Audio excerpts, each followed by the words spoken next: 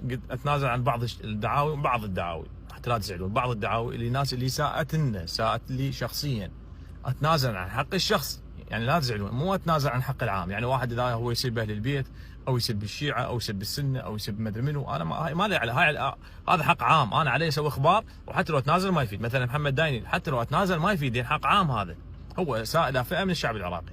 لكن الحق الشخصي، واحد قال لك هيك من عندك تتنازل عنه، تنازل، ما حد له حق يفرض على الثاني ولا حق واحد يزعل. انا بالنسبه لي هذا.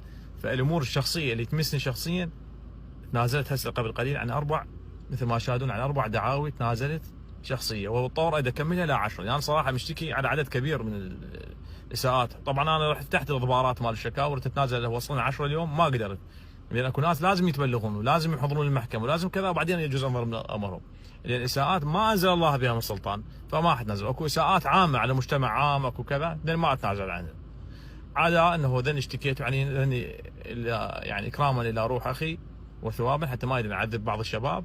منعتهم ايضا اجوا للفاتحه وتنازلت عنهم، ومنهم صادر عليهم امر قبض وما اجوا، وكلفوا ناس، واكراما لهاي الناس اللي اجتهم ايضا تنازلت عنهم.